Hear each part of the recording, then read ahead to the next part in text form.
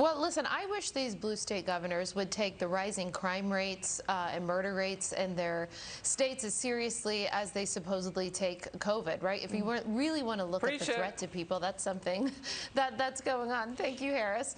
I would also say someone pointed at this out on Twitter. I don't remember who it was, but they kept showing in Hollywood and New York these galas and these events where you have people who are working standing off to the side, people who are, listen, I used to be a waitress. I used to be a server. That's good hard work, but they're all masked up, and then you see those celebrities and the politicians without the mask, and it just like reeks of elitism, and really just looks terrible to have working people in masks while the elite, and we see this every day, someone points it out, are running around without their mask on. It's very hypocritical. Finally, I would just say, you know, Emily, you talked about regional approaches. Could never be more happy to be in the great state of Tennessee than I am right now, and I think it'll be fascinating to see in a few years how many people we had move out of the blue states into red states because of some of these mandates. Just to say quickly to remind everyone, talk to your primary care doctor. Operation Warp Speed happened under President Trump. That's why we have the vaccines. President Trump got vaccinated. Make this decision with your doctor.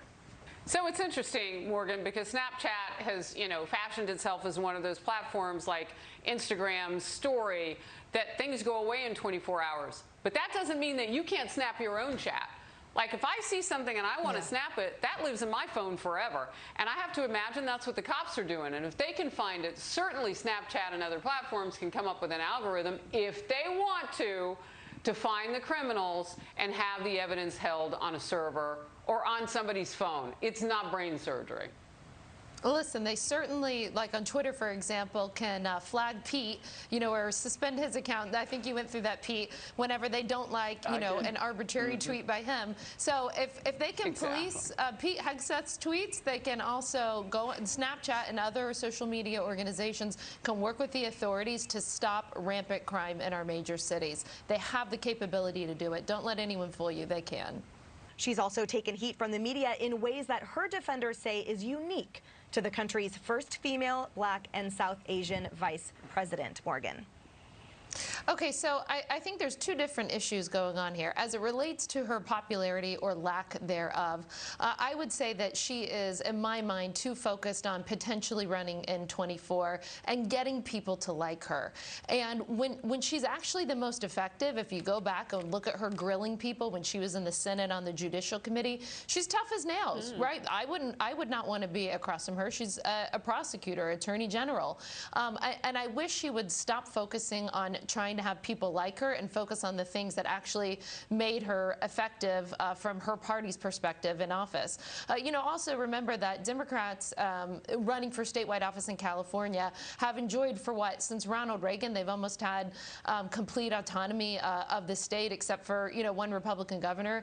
And so they're just not used to having to deal with Republicans. I think they're not used to having to speak to both sides because really the fight in California is in the primary. Finally, I just say in electric vehicles, you guys know, I look at everything from an international perspective. Canada and Mexico are really hot to trot over this proposed subsidy that Biden's putting forward.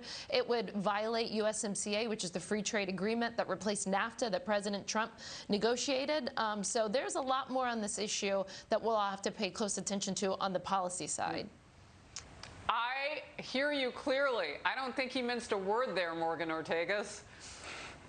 It's always hard to go after Pete, that's for sure. Listen, I have empathy for a lot of these teachers because in addition to having to teach, they've now become mask police at schools, right? And trying to get, in some states we saw, I think in D.C., with kids having to sit outside in 40-degree weather to have their peanut butter and jelly.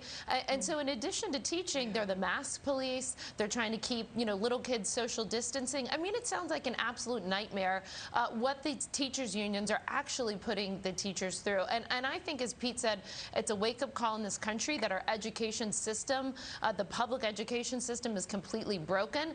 And the reality is, it's not any of our kids on this show that are going to suffer, because you know why? Thank God we have the resources to homeschool, to put them in private school, to find other options. It is the kids in underserved communities, the kids whose parents or single parent doesn't make a lot of money. Those kids, our underprivileged kids in this country, are going to suffer. It's going to be a generational effect on these children, and everyone involved should be ashamed of themselves. Morgan Ortagus, is that you laughing in the background? I think we all were. I'm just hoping, Harris, I hope they don't get after a Christmas Vacation. I watch that every Christmas Eve. That is totally not PC, and it's a great movie. But here's what I'm really worried about. I love the Christmas movies. I'm a big fan of all of them. I think we have them on Fox Nation now, really exciting. But Pete, I think you're going to feel me on this one. I'm worried that they're going to come after war movies, right? If you're worried about toxic masculinity, nothing is probably more toxic than all of the World War II movies, which I'm very weird, and this is what I watch, in my free time. So listen, just leave Christmas Vacation alone. That's one of the best movies ever, and leave all of my World War II movies alone. I love them. I want the toxic masculinity.